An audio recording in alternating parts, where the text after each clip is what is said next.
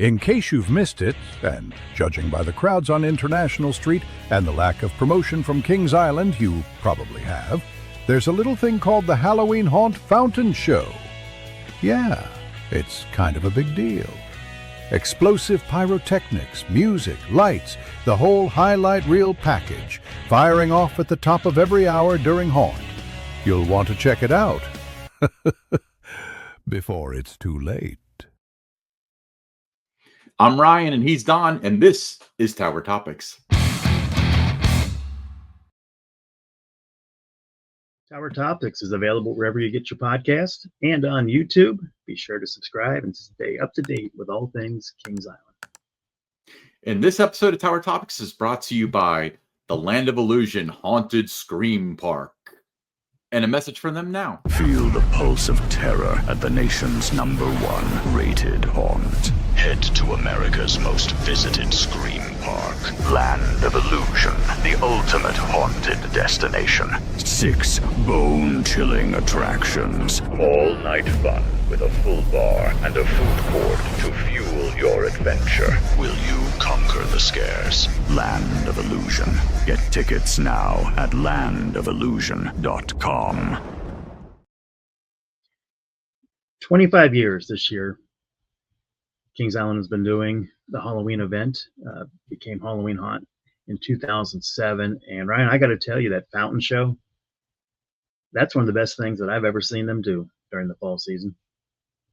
Yeah, it's funny because there's a lot to be excited about for Haunt this year. I mean, there just is. There's obviously some polarization with charging for mazes and so on. But when it boils down to it, the Conjuring is so far beyond anything they've ever done. Order of the Dragon is the best maze that they've ever done. And I don't put those two in the same categories. That's why I'm saying the same thing about both of them. But a lot of the people that I've talked to have been like, have you seen the fountain show? That's the best new thing for Haunt this year. Yeah. And you don't even have to pay extra for it. No, you don't. And when I've seen it, it's like a ghost town on International Street. Nobody really knows about it. So top of the hour, International Street is the place to be during Halloween Haunt. I mean, this show is spectacular. There is, you got your pyro, you got your, the water and everything. There's the music. It's just, it's just really well put together. Last about almost 3 minutes. But it's just something that, you have to see, you have to experience here at Halloween Haunt. And just, it just amazed me how few people were watching this or even aware of it. Everybody I talked to at the park, hey, did you see the fountain? No, I didn't even know they did that. Wasn't listed on the mobile app under shows. It's not on the website. There's been nothing on their blog. There's been nothing on their social media channels as of this recording about it. So I think that's been a very, it's been a missed opportunity by Kings Island to promote this, because it's just such a great visual, and it really adds to the atmosphere, the environment of Halloween Haunt. And like I said, it's one of the best things that I've ever seen them do during the fall season. Yeah, it's so for those of you watching on YouTube, and we hope that you are, you could see, and this is a bit of a spoiler, I suppose, but you're here. Not only does it have the vertical like propane flame heads, but it also has the polyethyl alcohol ones, the ones that can be aimed and shot in different directions that they use for the 50th. In addition to like regular pyro shots, they've never done anything like that before. So you throw in the lighting and the fountains look better than they've ever looked. It just the design of these shows are just incredible. It's a different show every hour, starting at 7 o'clock. It's on the hour, so 7, 8, 9, 10, 11. And then at 12, they have a closing ceremony. The closing ceremony involves all of this plus lasers. So that's really cool. The shows that are on the hour are 1 song long. So you mentioned they're about 3 minutes, so 3 to 5 or whatever, depending on the length of the song. But everything is synchronized to the music in such a spectacular way, I might say. It is. And are you surprised the park has done nothing to promote this? Because like I said, it is, to me, it's the best thing going on at Halloween Haunt. Yeah, but that's, I talked to a bunch of people about this, and they were kind of disappointed that it wasn't being promoted, but they were like, but I think that it's like a surprise and delight kind of thing. Well, you can't afford to do that. Not this year with Halloween Haunt, especially with something like this where if you're just walking past, you may not even notice that something's going on. If you don't stop to pay attention to the fountain, it might be like, oh, there's more fire. Oh, there's more pyro. Oh, there's But it is, yeah, is it a surprise and delight if nobody knows about it? Nobody is on International Street to see it. No, but honestly, like I think that I feel like there is a negative sentiment with charging for the haunt mazes. And I think that's rightful. I'm not blaming anybody for that, but I think that might be, as of this recording, it seems like it is affecting attendance. Where this episode's going to drop Columbus Day, right? So we'll probably be coming off of a pretty strong weekend, but the weekends leading up to it, it was definitely lighter than it has been in previous years. So don't you think this would be a great foot in the door for like, hey, every hour on the hour, we got this awesome thing going on. You got to come check it out, And then when they're in there, it's like, all you have to do is have 2 of your 3 friends want to do the mazes. Then the third one's stuck doing them. It's the fast lane syndrome. If all your friends have fast lane, you have to buy it too, or else you're riding alone, Right. Exactly. But no, I think it's just, again, very well done. Everybody at the park that was involved with this, you did a tremendous job. I just wish the street, International Street was just packed with people to see it every night because it's that good. I think, you want to stop whatever you're doing and, make your way to International Street, and that reminds me, okay, so Ryan, so say everybody does go to International Street. Yes.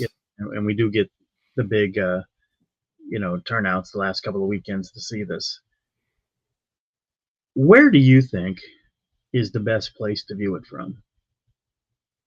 There's a couple of places. It was funny because I was just going to bring this up, so I had time to register the thought in my head. I've got 3 places that I prefer. One is kind of on the corners of the fountain, near the bandstand.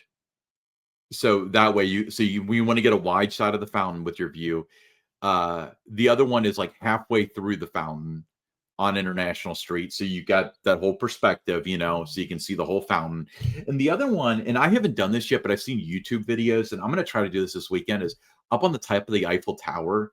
You get this fantastic perspective of the show, and you'll have an appreciation of the show that you just didn't have in the past. Because sometimes these things are programmed from above, and that's just not the realistic output. Like, people aren't going to see it from that perspective, but we're unique in the fact that we do have that opportunity. Now, one thing that I think is really cool is I think the fountains actually shoot higher than they do during the normal season. They're probably nerfed a little bit because they don't want them to get too high because, a gust of wind and people get wet. But for the sake of the show, I feel like they shoot 5 or 6 feet higher than they normally do. So it does look like it's elevated. Yeah. A little bit higher than normal. The other thing about it, especially as we get deeper into the fall and starts to get a little bit cooler at night, you can feel the warmth, coming from the fountain with the fire and all that. It kind of warms you up a little bit. Yeah, it was funny. I was having this conversation with somebody last weekend where the heat from all those flames and stuff completely clears out the fog from the fountain. So if they do the show and stuff, and it's got the normal amount of fog, like sometimes it's thick, sometimes it's not, depending on the atmospheric conditions. But by the end of the show, you could not have a clear vision to the front of the park from the bandstand, and then it's to roll in. But it's a funny like thermodynamic thing that it would just all that hot air would push all the fog out, in such a dynamic way. But I think it's cool that they have fire and then they have additional fire is the best way to put it. But having those extra spurts of fireworks that are integrated into the show, I think that's a cool touch because they've never done that before for a fountain show of this type. No, it looks like a Vegas type of show. Really, I mean, it's that immersive. It looks that good. And you mentioned the Eiffel Tower is a great place to watch it. I saw it up there too, and you're right, incredible visual from up there. I would recommend seeing it on International Street on the ground level first, then go up in the Eiffel Tower. Yeah, we'll do both. It's a different show. It's a 7. Yeah, but start with the ground first. And I think that if you start up top, it's a little bit different when you come back down again. But I think that's the way that I would recommend it is see it from International Street first, then go up and just really, appreciate the spectacle that it is from the Eiffel Tower. But, let's talk about the Fountain Show. I mean, what was it, 2019, when they redid the fountain, took out, the pods and everything. There was a lot of disappointment with that. But this show, it has everything to do with why they did that, why they moved that, so they could do things like this. Yes. And, you just, you see the potential during Halloween Haunt, the things they could do on International Street with the fountain shows and that. And that's something you could do year round. You could come up with different things throughout the year to make it really immersive at the top of the hour, like they're doing right now. And I was, like I said, I was excited about it. Caught my attention. I wanted to keep seeing it again and again. And, I'm, definitely going to go a couple more times to Haunt specifically for that, to watch that show. And I hope a lot of, if you're listening, going to Haunt, just make a note, like 10 minutes before the top of the hour to head to International Street and check this out. Ryan had his tips on where to watch it. I thought, up by Starbucks, on International Street on that side was a good place to watch it. I think on the other side of International Street, if you're down, by the sweet spot, middle of the fountain, if you want to catch the whole thing looking up and down, that's another good spot to go. But just very well done. I think for me, it's been the highlight of Halloween Haunt is the fountain show. I agree. And you mentioned, the whole reason that they did this whole fountain renovation is for stuff like that. I'm not going to name names this time, but there was somebody that I saw posted on KIC who was very critical of the fountain, saying that it didn't have the grandeur that it once did with the pedestals and stuff. Said, "Oh, now I get it. Now I understand why they made this change." And it just shows that it was underutilized for the past 10 or whatever years. But I like the idea of doing an hourly show at, I guess during the season you could do it, but they'd have to do something maybe at 9 because it would be dark enough to use light. Yeah. You don't want to do it at 9 and then maybe, or maybe like 8:45, maybe even, try, and then 9:45 before the fireworks.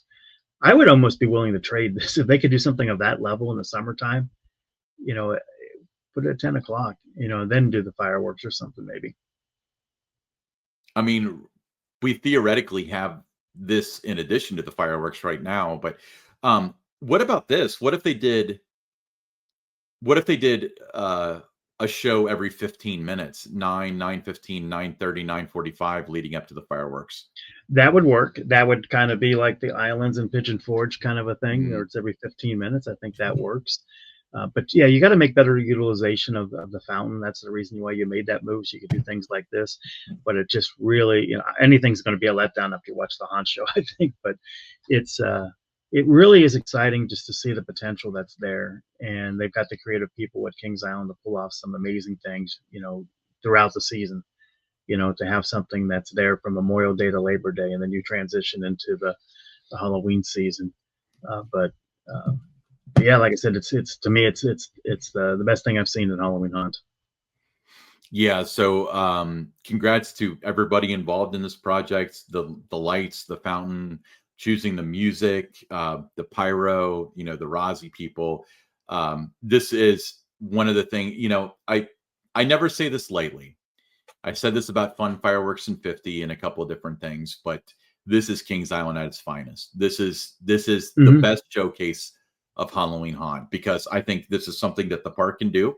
I think it's sustainable. I think it's something they can be proud of. I think it's unique, and it's not necessarily going to be, I mean, let's say like Order of the Dragon, that's a fantastic maze. I've sang the praises of it all along, but it may or may not be staffed. It's a haunted house. It's a problem, and on top of it, you can go through and you can miss all the scares and you can not have the best example. This is one of those things where it's like, unless they'd have to cut stuff because of weather or whatever, it's going to be on point every time. And I think that's, having something foolproof like that is a really good thing for Kings Island to have. And it shows the creative prowess that they have and the talent that they have behind the scenes there that can program something like this. Oh, exactly. So don't miss it. And shout out to leadership for willing to spend the money for something like Yeah. this. You didn't have to do that. And that's why we're doing this show, so people actually watch it. And Yeah, because exactly. this is the best thing that Haunt has this year. And it's a pretty good year for Haunt. So that's Yeah, a so if you pretty only high do up on one the thing if you only do one thing at Halloween Haunt over the final couple of weekends, make it a point to be on International Street to check out this show. Yep. So every hour on the hour, starting at 7 and up until close. I've been saying midnight, but remember the park closes at 11 on Thursdays and Sundays. Don, we love the Fountain Show, but we also love our members. So let's give a shout out to our Prestige members. I want to give a big shout out to Miss Mandy, 1983, Little Mac, 21, Brian Hauser, 330T, Aaron Bort, Jacob Fix, Damon Barnes, Dakota Cole, Eric Grau, Dustin Jackson, Songstress Miku, Medic 302, Eastern Coaster Guys and Girls, Justin Y, and Mike Garrett. Thank you guys so much for supporting Tower Topics at the highest level. That's the prestige level. If you want to be involved in Tower Topics, there's a link in the description. Members get early access to the videos, exclusive content, exclusive live streams. In some tiers, we can get some free stuff. Memberships start at just $2.99 American. So hit that link in the description if you want to be on board. Don, our members are our most proud, loyal people. But anybody can get on this other thing that's going to show your Tower Topics pride. And this is something we've been waiting a long time. Today is the official announcement of the Tower Topics online store. Show your Tower Topics pride. Shop our wide and diverse collection of official gear, from t-shirts, hoodies, and sweatshirts to caps, totes, mugs, and more. Visit store.towertopics.com and rep the podcast in style. Long time coming, but very excited about this, Ryan. There's all kinds of things. We're talking, shirts, sweatshirts, hoodies, caps, mugs, tote bags, you name it, it's on there. Even things for infants, and I think that a lot of work went into that. You've been 5 or 6 weeks. I know we were at Stricker's Grove talking about it, the different things we could do with this store, and it's it's here.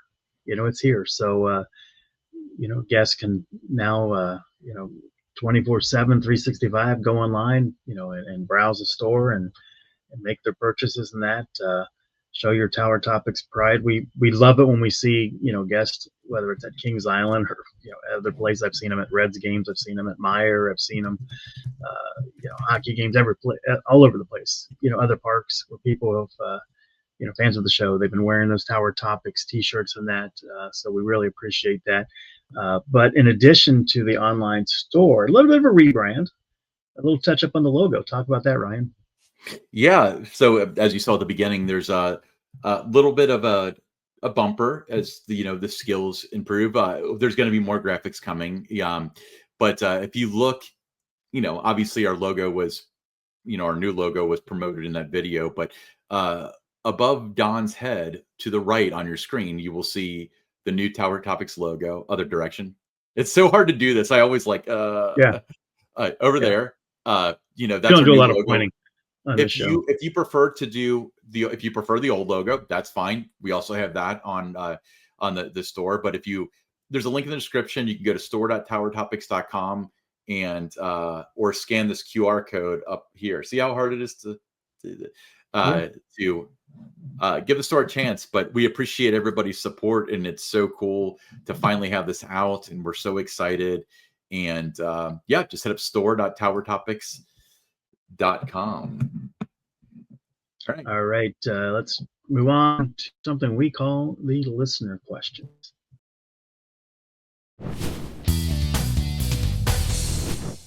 All right.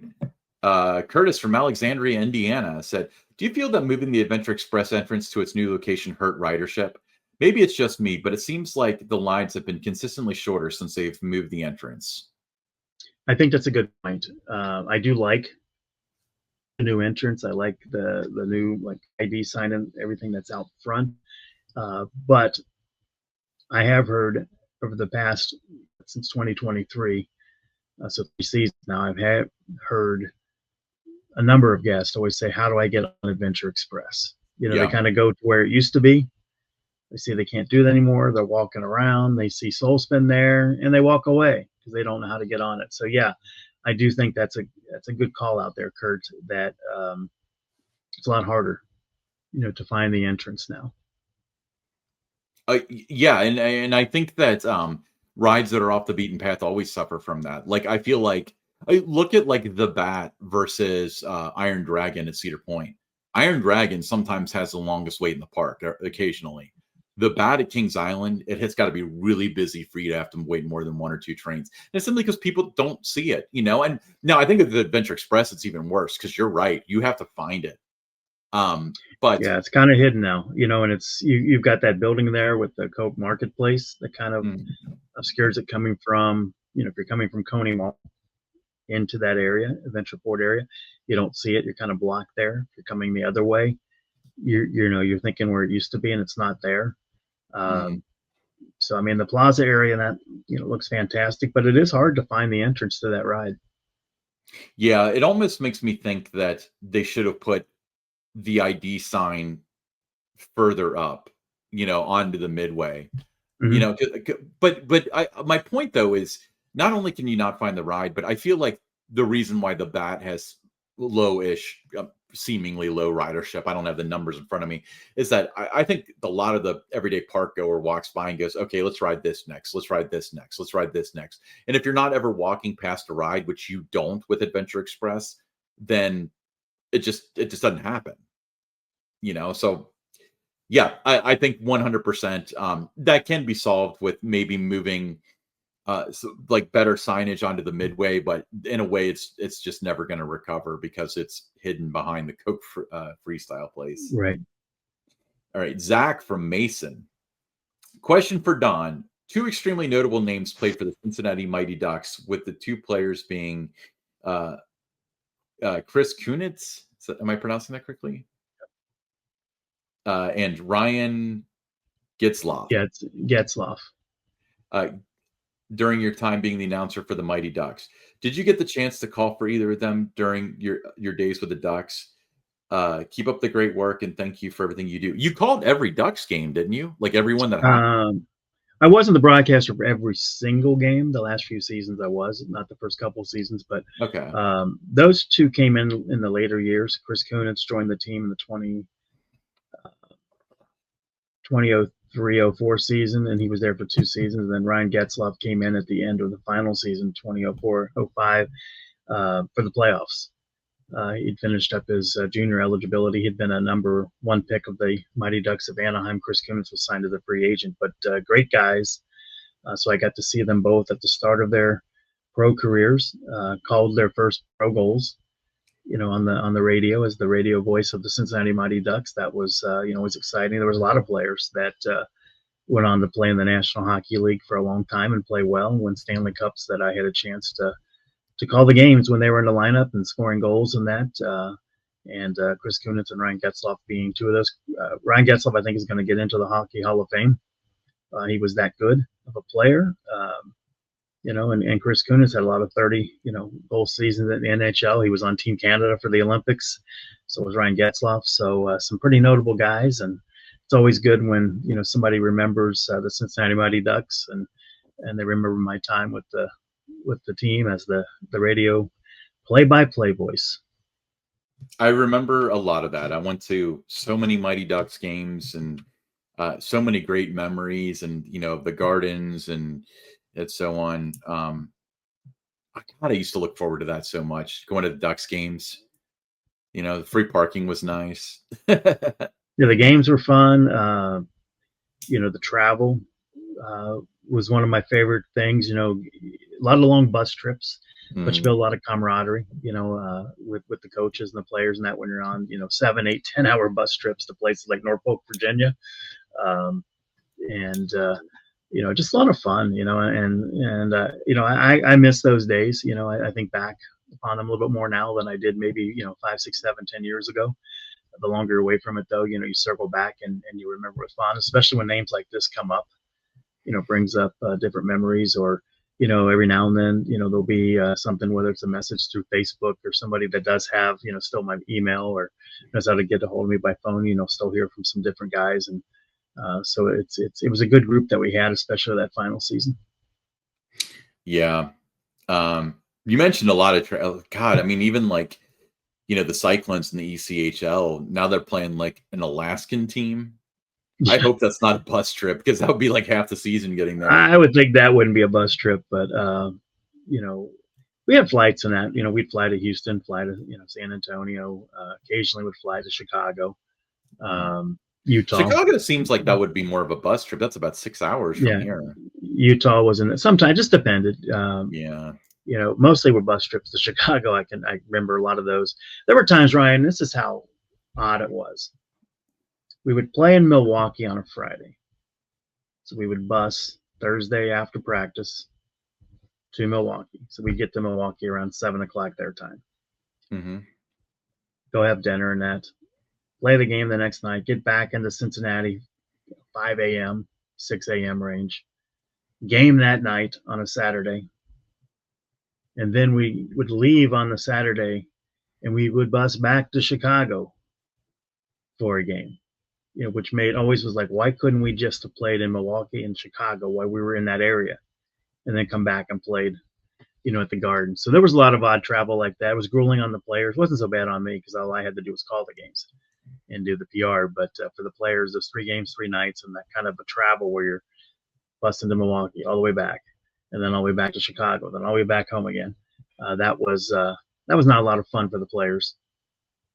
I always wondered that, like if you've been on a bus for hell, even on an airplane for a couple hours, and they expect you to get off the plane or get off the bus and then perform at a professional level, like I feel like the away team always has like a huge disadvantage because of that. But there were fun times. We had one time going to Norfolk, Virginia, we had the Seoul Marathon. So we watched on the bus like all 3 movies or something, like whatever it was, 3 or 4 movies on the way there. So there's always fun times like that, and I miss those days. Isn't that where you found your love for Napoleon Dynamite? Didn't they watch that over and over again on the bus too? We did watch Napoleon. I don't have a love for Napoleon Dynamite, but yeah, we did. All you do is quote it. Did you watch Christmas Vacation? Because that's another.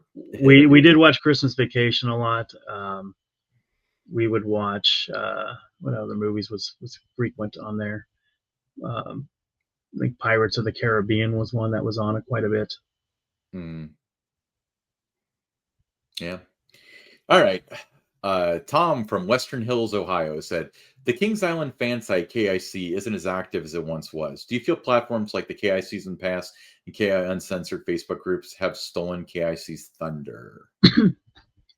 Those weren't around when KI Central first launched, but there's a lot of reasons why I think that it's not as active as it once was. I think first and foremost, there used to be a lot better relationship between the park and KIC.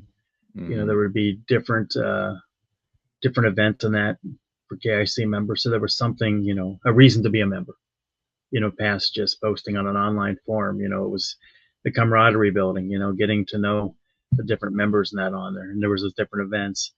And in the later years, the more recent years, there's not been really anything that's been extended out to the park, or from the park to KI Central, to keep the members engaged. Like, here's a unique opportunity just for your forum members.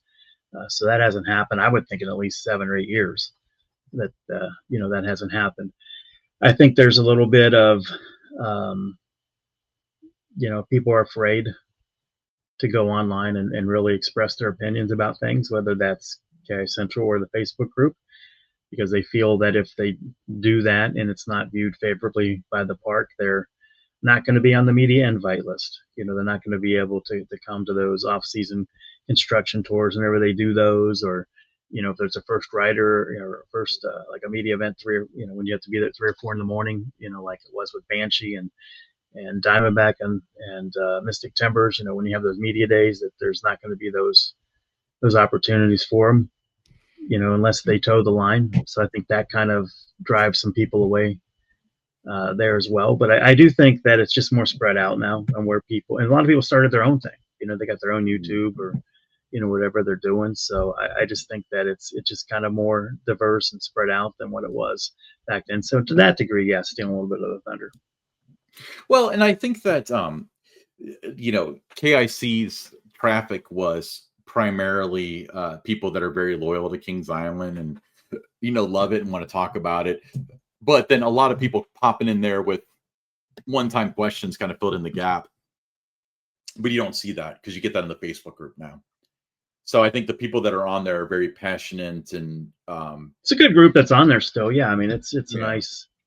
What there's still maybe 20, 25, 30 pretty active members that are on there, and it's still a great place to share your Kings Island experiences and talk about different theories and or what you've seen other places and that. So it's still a good community, but it's just not as active as it was before. But like you mentioned, Brian, I do think you're right that a lot of that was those one-off questions that people would have. So they would register, get a username or whatever, ask that one question, and you never hear from them again.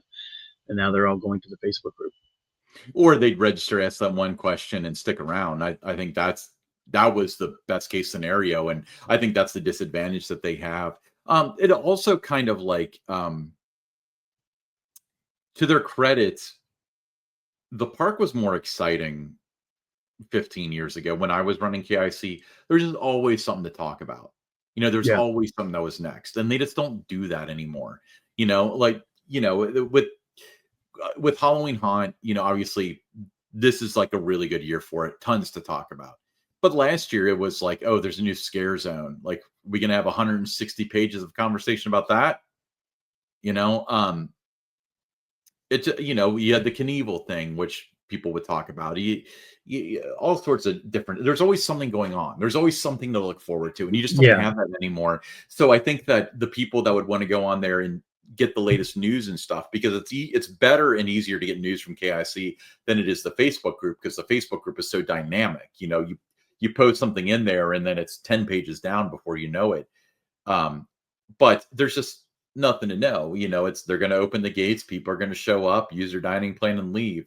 It's not, we're going to have the world's biggest application of sunscreen for melanoma no more, and dragonfly, and like just any of the stuff that used to happen, whether it was early Cedar Fair or even Paramount had stuff that was to talk about. Yeah, and there was a lot of first look stuff too that KI Central had access to, and that was even going on before my time there. They would there would be something that would be sent to them saying construction underway with this attraction. Here's some photos we took today, you guys can share them. And you don't see that relationship anymore either. And I think that hurts because people know, they don't check in with KI Central because they know that's not happening there anymore. Yeah, and I think that works against the park. It hurts KIC, it hurts the park. But there was one person that worked for the park that chose that relationship, and it hasn't been rebuilt. And the park is gonna have to make the conscious decision to reconnect with KIC in order to do that. Again, you mentioned like the construction tours where you had to be friends with somebody to get in or whatever, like this high school stuff that they deal with now, where I can't tell you how many people that were really involved with the park that did a great job of promoting it as a fan just want nothing to do with it anymore. They felt slighted by it. And when you've got the 200 follower and under club being invited to construction tours, when people that run, that founded Facebook groups of 120,000 people get slighted. And then, now's the time to make up that relationship, but I don't think they know how to do that. I think there would have to be a clean sweep of people too, before that can happen, because now, after we run this episode, if like 2 weeks from now they reached out or something, would it be genuine and authentic? No, it wouldn't be. And I think you need to have those genuine relationships with people for that to work. But it was, at one time, and it wasn't even always having to come out to the park to look at something. Photos would be sent or some video clips would be sent, and it would be here, give your members a first look at this. And it would be the KI Central community that got that first look. it wasn't something that was always sent to the news media first. It would be sent to, KI Central. And I remember having you come out when Diamondback was under construction. I would I Just, was there as often as you when Diamondback was being constructed. well, yeah, but I would take you back to the thing, to the ride, and you got to, just kind of go around and get the images that, the photos that you thought KI Central would enjoy seeing, and a lot of conversation, and it built that excitement. So by the time Diamondback opened, from the time it was announced in August of 2008 to the time it opened in April of 2009, I mean, there was just a lot of interest, a lot of excitement. People couldn't wait to get to the park to ride it, and those were the opportunities that get missed by the park now, by not having those relationships with KI Central, with the Facebook group, with us, the theme parks by Don and stuff, that they don't, you don't get that anticipation, that excitement, that build up to start a new season, or for other events, and that was there before. The events happen, people go, they enjoy it, but it's not the share of voice for the park isn't what it used to be in the social space because of that. I wish I could take a crystal ball and look into it and see what the opening of Orion would have looked like without COVID, because I've got a feeling that it would have been busy, there would have been long lines, but it would not have been anything like Diamondback, because I feel like Diamondback or Mystic Timbers. Oh yeah. I mean, so with Mystic Timbers, I didn't go to media day or anything, so I rode on past preview night, and this is a memory just popped in my head. They were queuing the line through the Tomb Raider building, so you would go. I got in line back by the Beast, and then you go into the back of the Tomb Raider building, and then up the steps, and then you'd wait through like the antechamber and that, and then into Mystic. I waited 4 hours for it.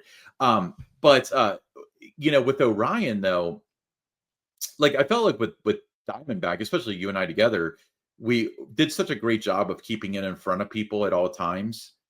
And with Orion, it was like they announced it. The announcement was nonsense. Okay, the announcement was cool. I remember liking how they did the pyro and they had the actors and stuff, but the story was so convoluted. It was almost like two people wrote two different stories and they went with both. So on top of that, it was like, I don't think they really did any construction, like tours or anything like that. I mean, like they wouldn't have been able to after COVID hit. No, there wasn't any construction tours beforehand, or right after it was announced, leading up to COVID. There just wasn't. And yeah. I remember with Diamondback, there was the different times you would come out for construction tours, other people would come out for construction tours, and then opening day, when it arrived for Diamondback, the line wrapped around the entire area, so it went all the way around, like coming around the ice cream place in Planet Snoopy, past the Showplace Theater, around, the turn, past the Eiffel Tower, all the way down back into Rivertown, and then circling around, back again to the Diamondback entrance. There's photos that you can find, if you search it on Google. I'm looking on KSD to see if I can find it. Because remember, me, you, Dane, and I think Matt Schaefer were up there on the Eiffel we were looking Tower, at it, like taking pictures of it. Oh yeah, and it was just phenomenal to see. And then the crowd outside of the front gate on the opening day of Diamondback, so that was just a lot of noise, and it was all, I guess you could, it was just like the word of mouth kind of stuff, for a lot of it was just, and it was driven through working with KI Central, and I would love to see that get back to being how they do things, and working with the most passionate groups, which is the Facebook group and is KI Central, and working with the leadership of those two entities there, and letting them have those first looks, giving it to them, and letting them kind of spread the word for you, and they'll do a great job. They will. I'm trying to show you something here. That's the running of the bulls for the opening of Diamondback. Oh yeah. That was So I fun. remember that. And let me see if they have that picture up. This is all on KICentral.com. Oh, wait, is this it? Oh, there's part of it. Oh, hold on. So that doesn't show all the snake around, but that is a photo from the opening. And then let me see if I can find one here.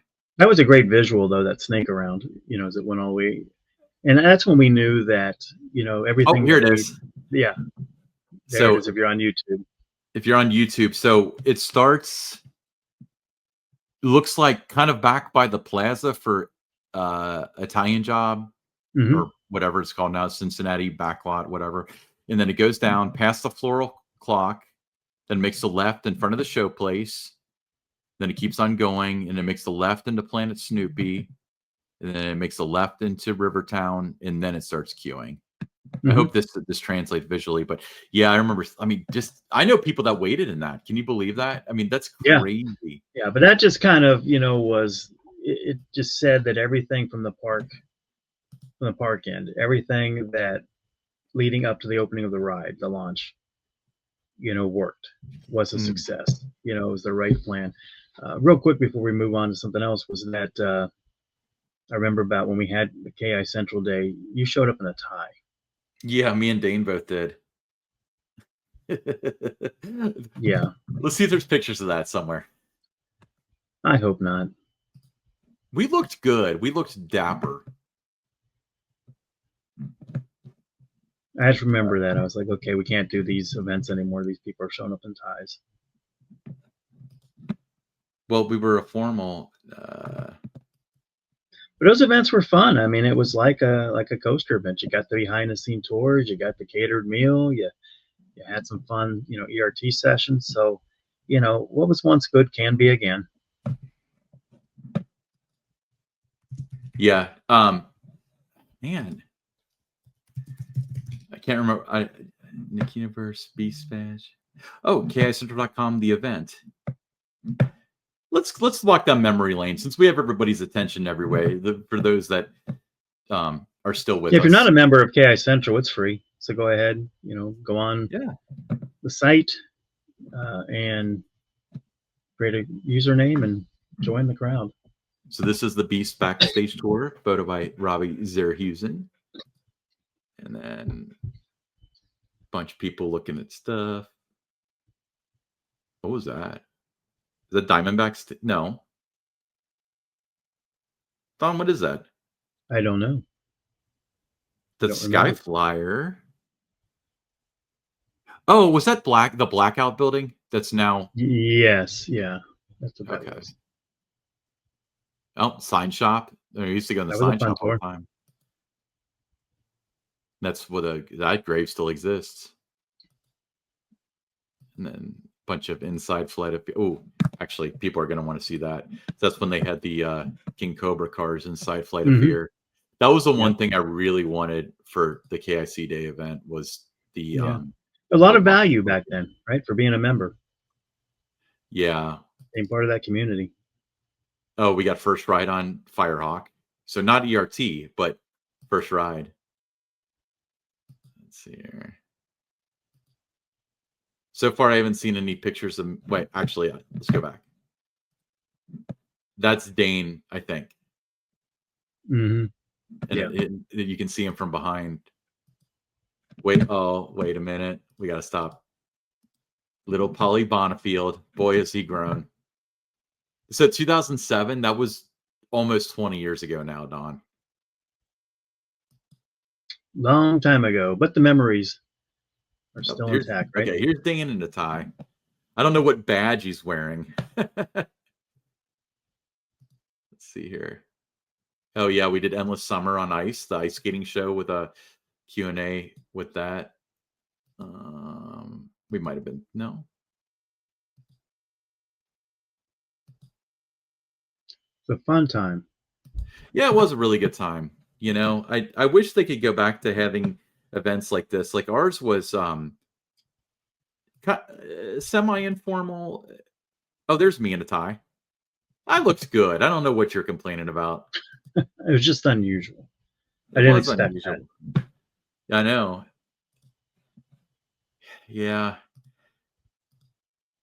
Anyway, it was a good time. Oh yeah.